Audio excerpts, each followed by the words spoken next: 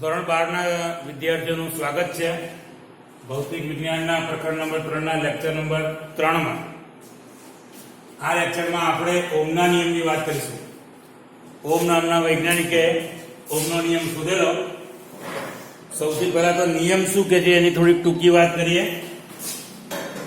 નિશ્ચિત ભૌતિક પરિસ્થિતિમાં વાહકના બે છેડા વચ્ચેનો વિદ્યુત સ્થિતિમાનનો તફાવત v અને તેમાંથી પસાર થતા વિદ્યુત પ્રવાહ તફાવત v જે છે એ તેમાંથી પસાર થતા વિદ્યુત પ્રવાહને સમપ્રમાણમાં હોય છે. વિદ્યુત પ્રવાહને સમપ્રમાણમાં હોય છે એટલે કે v proportional to I. એનો અર્થ એવો થયો કે v બરાબર IR થાય એટલે સમપ્રમાણનું ચિહ્ન જો બરાબરમાં ફેરવીએ તો અહીંયા એક અચળાંક મૂકવો પડે અને જે r છે અને r ને સૂત્રકારકતા બનાવો તો r બરાબર v ના છેદમાં I થાય એટલે ઓમના નિયમનું એક આવું સૂત્ર આપણને મળે. ઓમ નામના વૈજ્ઞાનિકે આ જે નિયમ શોધ્યો એનો સૌથી મોટો લાભ થયો કે આપણને અવરોધ મળ્યો. આ શું કહેવા માંગે છે તો સમજીએ. દાખલા તરીકે આવો એક વાહક છે. આ વાહકના બે છેડા વચ્ચેનો વિદ્યુત સ્થિતિમાનનો તફાવત ધારો કે v છે અને એમાંથી પસાર થતો પ્રવાહ ધારો કે I છે. તો આ કહેવા માંગે છે કે v proportional to I અને v બરાબર RI.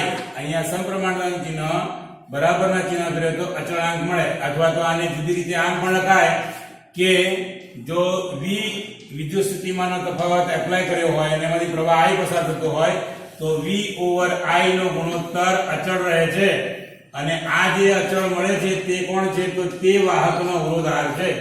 તો ઓમના નિયમે આપણને જે તે વાહકના અવરોધનું મૂલ્ય આપ્યું એમ કહેવાય. આ ઓમના નિયમનું સૌથી મોટું અચીવમેન્ટ છે કે જેના વડે આપણે વાહકનો અવરોધ જાણી શક્યા. તો આ ઓમનો નિયમ છે જેના ઉપરથી અવરોધની ઓળખ થઈ અને અવરોધનું મૂલ્ય મળ્યું.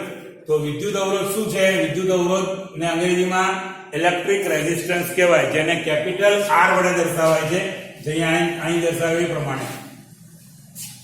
વાહકમાં વિદ્યુત બારોની ગતિને અવરોધવાના ગુણધર્મને તેનો વિદ્યુત અવરોધ કહેવાય. અવરોધ જે છે એ સામાન્ય રીતે આપણે બધા ક્ષેત્રોમાં અવરોધનો ઉપયોગ કરીએ છીએ શબ્દ પ્રયોગ. તો જેમ અન્ય ક્ષેત્રોમાં આપણને કંઈક નડતર હોય, તકલીફ હોય ત્યારે અવરોધ શબ્દનો પ્રયોગ કરે છે, એવી રીતે જ્યારે આ વાહકમાંથી વિદ્યુત વહન થતું હોય એટલે પ્રવાહ પસાર થતો હોય ત્યારે એને જે કંઈ અવરોધક બાબતો હોય એ જે વાહકનો ગુણધર્મ છે એને આપણે વિદ્યુત અવરોધ કહીએ છીએ. તો વિદ્યુત અવરોધ ડિફાઇન ઓમના નિયમ પરથી થયો. એના ઉપરથી આપણને એનું મૂલ્ય મળ્યું. એનો એકમ જે છે એ ઓમ છે. આ સાંકેતિક રીતે આમ ઓમ લખાય. આ ઓમેગા નથી, આને ઓમ વંચાય છે. આમ પણ લખી શકાય અથવા એને આમ પણ લખી શકાય ઓમ. બંને રીતે સાચું છે. આ રીતે પણ લખી શકાય, આ રીતે પણ લખી શકાય, પણ આમ ના લખી શકાય. આ યાદ રાખવાનું છે. તો ઓમનો નિયમ એ આપણને અવરોધનું મૂલ્ય આપે છે. અવરોધ R વડે દર્શાવાય છે, એનો એકમ ઓમ છે. ઓમ આ રીતે દર્શાવાય સિમ્બોલિક, સાંકેતિક રીતે. અને ગુજરાતીમાં શબ્દની રીતે જો લખવું હોય તો ઓમ આ રીતે લખાય. અંગ્રેજીમાં એનો સ્પેલિંગ લખવું હોય તો આમ લખાય, આમ પણ લખાય ઓમ, OHM ઓમ. તો ઓમના નિયમ ઉપરથી આપણને વિદ્યુત અવરોધ મળ્યો. સારું, વિદ્યુત અવરોધ એ દુનિયાના બધા ક્ષેત્રોમાં મહત્વની બાબત છે, એમ વિદ્યુત ક્ષેત્રમાં પણ મહત્વની બાબત છે. કારણ કે અવરોધની હાજરીમાં વિદ્યુત ઉર્જાનું રૂપાંતર અન્ય ઉર્જાઓમાં થાય છે. ક્યાંક આપણે ફાયદા માટે આ રૂપાંતર કરીએ છીએ, જ્યારે ક્યાંક આપણે ઉપયોગ ન હોવા છતાં પણ વ્યય રૂપે ઉષ્મા ઉર્જા ઉત્પન્ન થાય છે. એટલા માટે અવરોધને ગણવો જરૂરી છે અને એ ઘટાડવાના ઉપાયો કરવા જરૂરી છે. એટલે અવરોધ એ કઈ કઈ બાબતો ઉપર આધારિત છે અથવા તો કયા કયા પરિબળો એવા છે કે જે એના પર અસર કરે છે એની ચર્ચા કરવી પડે અને એને જાણવા પડે. એટલે આગળ આપણે ચર્ચા કરી છે કે વિદ્યુત અવરોધ નીચેની બાબતો ઉપર આધાર રાખે છે. એટલે કઈ કઈ બાબતો પર આધારિત છે અવરોધ? એમાં મહત્વનું આ વાક્ય યાદ રાખવાનું, અવરોધ વાહકના દ્રવ્ય ઉપરાંત દ્રવ્ય એ શું કહેવા માંગે છે? દાખલા તરીકે એક તાર આપણે તાંબાનો લઈએ, પછી ચાંદીનો લઈએ, પછી એલ્યુમિનિયમનો લઈએ, એટલે કે વાહકનું દ્રવ્ય બદલી કાઢીએ તો એની અસર સીધી અવરોધ પર પડે છે. એટલે અવરોધનું મૂલ્ય બદલાય છે. કેમ? કારણ કે દરેક વાહક જે છે એનો જે પદાર્થ છે એમાં અલગ અલગ પ્રકારની અવરોધકતા હશે, અલગ અલગ મૂલ્યની, અને એના કારણે અવરોધ પણ બદલાશે. તો દ્રવ્ય ઉપર તો આધારિત છે જ, ઉપરાંત તેના પરિમાણ એટલે એ જે વાહક છે એ જે સ્વરૂપે લીધો હોય એમાં એની લંબાઈ કેટલી છે, એનું આડછેદ ક્ષેત્રફળ કેટલું છે, એ જે છે પરિમાણ એના ઉપર આધારિત છે. તો પરિમાણ પર કેવી રીતે આધારિત છે એ થોડું સમજવાનો પ્રયત્ન કરીએ.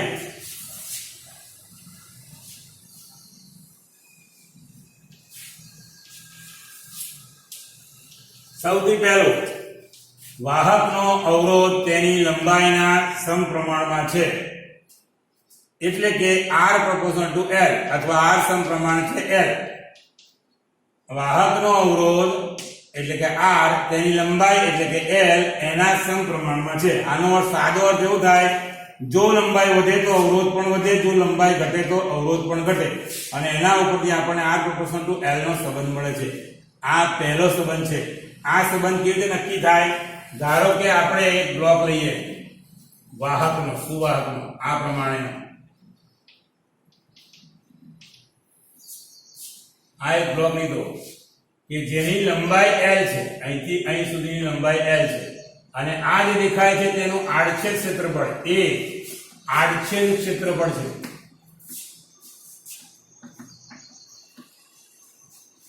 આવો એક બ્લોક લીધો આપણે. હવે આને આપણે વોલ્ટેજ V એપ્લાય કરીએ છીએ અને એમાંથી ધારો કે પસાર થતો પ્રવાહ I છે. હવે આવા બે બ્લોક જોડી દઈએ એકબીજા સાથે આ પ્રમાણે. આમ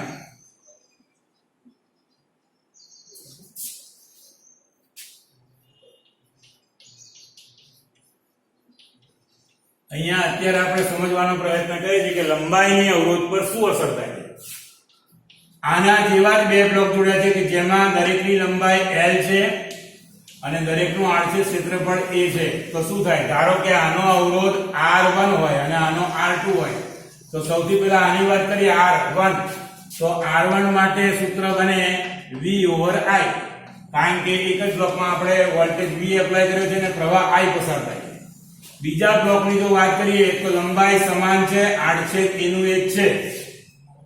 અહીંયા ધ્યાનમાં રાખવાનું છે કે બંનેને જોડ્યા છે. હવે પહેલા બ્લોકને અહીંયા v એપ્લાય કર્યું હતું તો આ બે છેડા વચ્ચે વોલ્ટેજ આવશે v, એવી રીતે અહીં પણ આ વોલ્ટેજ આવશે v, પણ અહીંથી અહીં સુધીના વિસ્તારમાં પ્રવાહ માત્ર i પસાર થશે. તો આનો જો અવરોધ ગણીએ r2 તો કેટલો થાય? તો સૂત્ર એનું જ વાપરવાનું છે, પણ ફેર શું પડશે? અહીંયા વોલ્ટેજ v એપ્લાય કર્યો તો એવા બે ટુકડા છે સરખી લંબાઈના, દરેકને વિદ્યુત સ્થિતિમાન જુદું જુદું v મળશે, એટલે બંનેનો સરવાળો થાય એટલે v plus v, પ્રવાહ એનો એક તો i, તો ઉપર આવશે 2v/i. હવે એમાંથી જોઈએ તો આ કોણ છે? તો r1 છે. તો માટે r2 બરાબર twice r1. પહેલા l લંબાઈનો બ્લોક લીધો, પછી આપણે લંબાઈ 2l કરી એટલે l plus l કરી એટલે લંબાઈ બમણી કરી.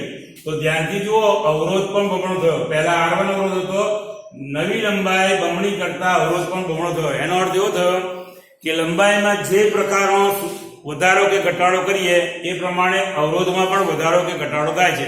એના ઉપર ત્યાં નક્કી થયું કે વાહકનો અવરોધ તેની લંબાઈના સમપ્રમાણમાં છે, એટલે r proportional to l. હવે બીજી બાબત, વાહકનો અવરોધ તેના આડછેદ ક્ષેત્રફળ a ના વ્યસ્ત પ્રમાણમાં છે, એટલે કે r proportional to 1/a.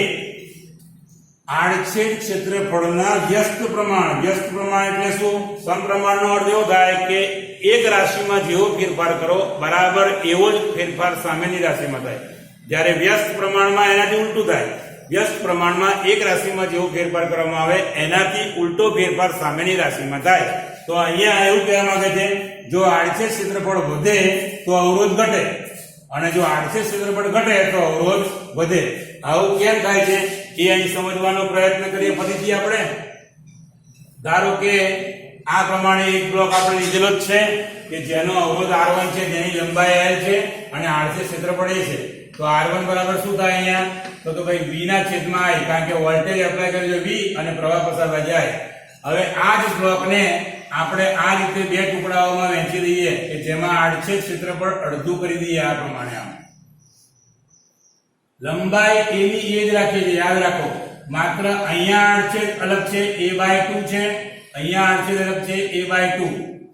આવી સ્થિતિમાં Vm નો m રહેશે, એટલે વોલ્ટેજ વિદ્યુત સ્થિતિમાન સમાન રહેશે અને પ્રવાહ જે છે એ અડધો જશે. ઉપરના ટુકડામાં જે પ્રવાહ પસાર થશે એ I/2, નીચેના ટુકડામાં પ્રવાહ પસાર થશે I/2.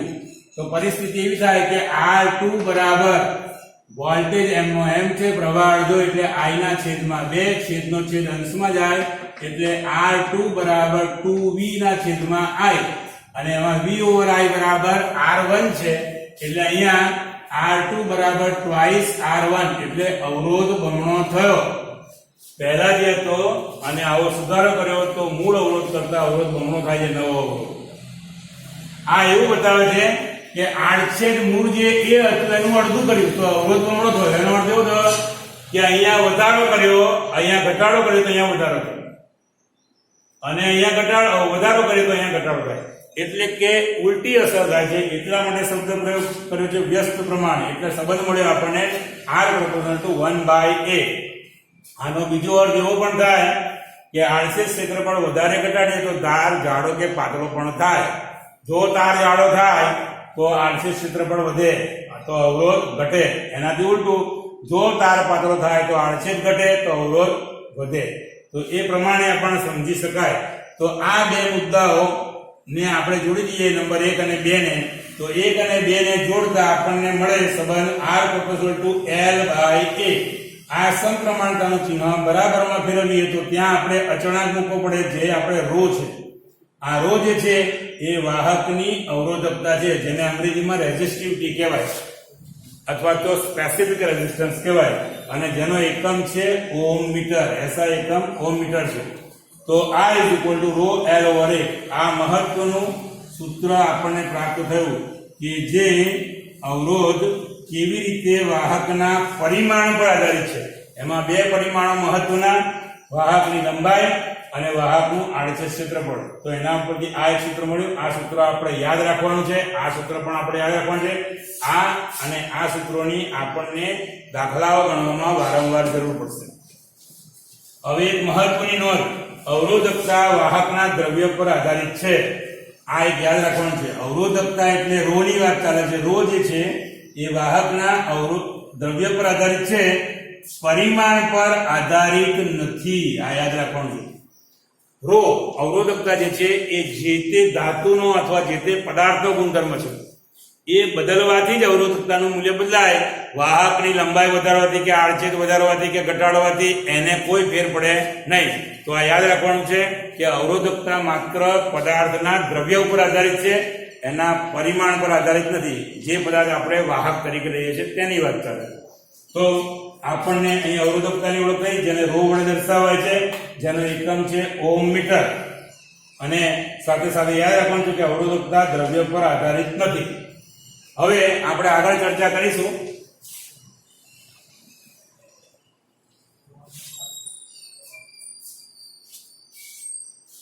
એક નવી વ્યાખ્યા, વિદ્યુત પ્રવાહ ઘનતા, જેને વેક્ટર J વડે દર્શાવાય છે. વિદ્યુત પ્રવાહ ઘનતા સૌથી પહેલા ઉપર સદિશની નિશાની કરી છે. એનો અર્થ એવો હતો કે વિદ્યુત પ્રવાહ ઘનતા સદિશ રાશિ છે. વિદ્યુત પ્રવાહ ઘનતા શું છે? જે વાહકના કોઈ પણ બિંદુ પાસે પ્રવાહને લંબરૂપે એકમ ક્ષેત્રફળ દીઠ પસાર થતા વિદ્યુત પ્રવાહને વિદ્યુત પ્રવાહ ઘનતા કહેવાય. આ આવી રીતે સમજી શકાય કે દાખલા તરીકે આવો એક કોઈ વાહક છે, આવો એક કોઈ વાહક છે આપણી પાસે. એમાં કોઈ જગ્યાએ આપણે આવું એકમ ક્ષેત્રફળ લઈએ, દાખલા તરીકે a આ ક્ષેત્રફળ છે, અને એમાંથી પસાર થતો પ્રવાહ આપણે I લઈએ. તો સૂત્ર શું બને છે? ધ્યાનથી જુઓ. શું વ્યાખ્યા ઉપરથી કહેવાય? વાહકના કોઈ પણ બિંદુ પાસે પ્રવાહને લંબરૂપે, પ્રવાહ આમ જાય છે તો એને લંબરૂપે, એટલે બેની વચ્ચે ખૂણો 90 ડિગ્રીનો છે.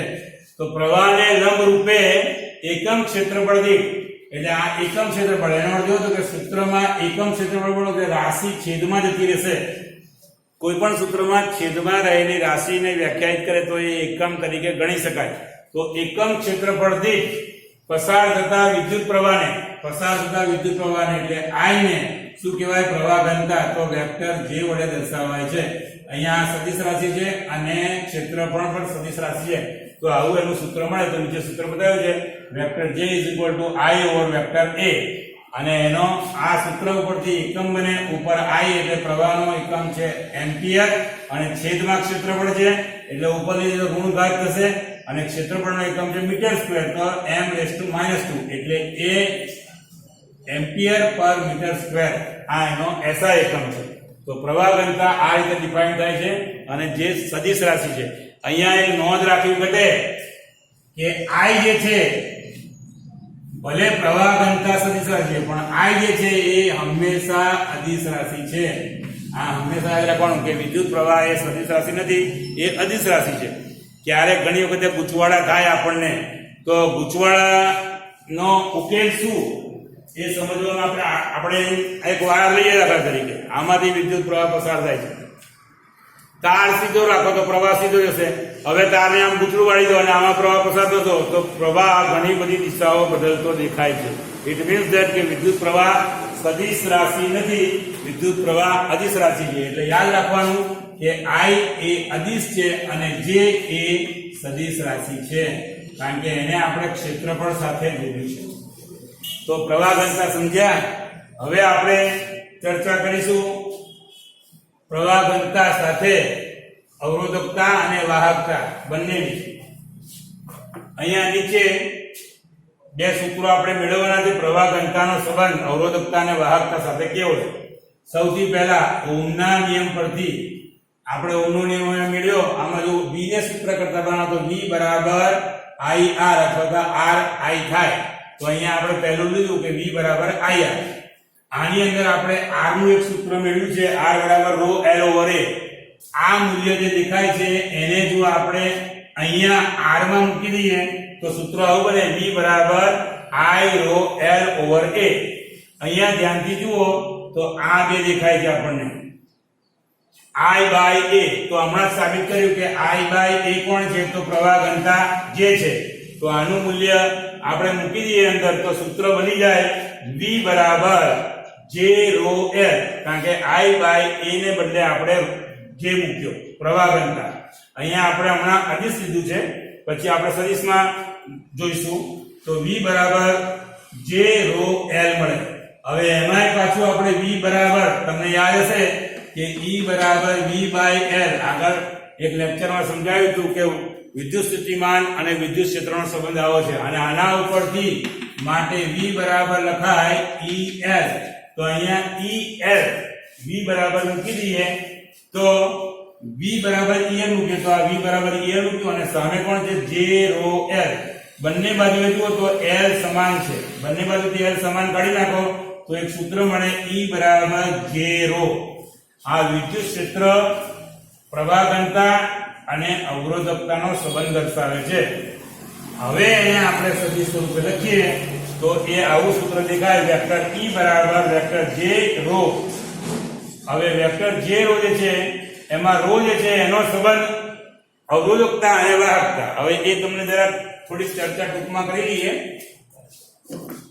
એક છે અવરોધકતા અને બીજી છે વાહકતા. અવરોધકતાને ρ વડે દર્શાવાય છે, વાહકતાને સિગ્મા વડે દર્શાવાય છે. આ બે એકબીજાના વ્યસ્ત છે એટલે આમ લખી શકાય કે ρ બરાબર 1 by સિગ્મા અથવા સિગ્મા બરાબર 1 by ρ એકબીજાના વ્યસ્ત છે. કેમ? કારણ કે બંને બાબતો એકબીજાથી ઉલટી છે. આ શું કરે છે? પ્રવાહને અવરોધે છે, જ્યારે આ શું કરે છે? પ્રવાહને સરળતાથી પસાર થવા દે છે. બીજી ભાષામાં કહીએ તો આ વિદ્યુત વહનને અથવા વિદ્યુત ભારોના વહનને સરળ નથી બનાવતું એટલે કે અવરોધે છે, જ્યારે આ વિદ્યુત ભારોના વહનને સરળ બનાવે છે. એટલે એકબીજાથી ઉલટી બાબતો હોવાથી એકબીજાના વ્યસ્ત છે.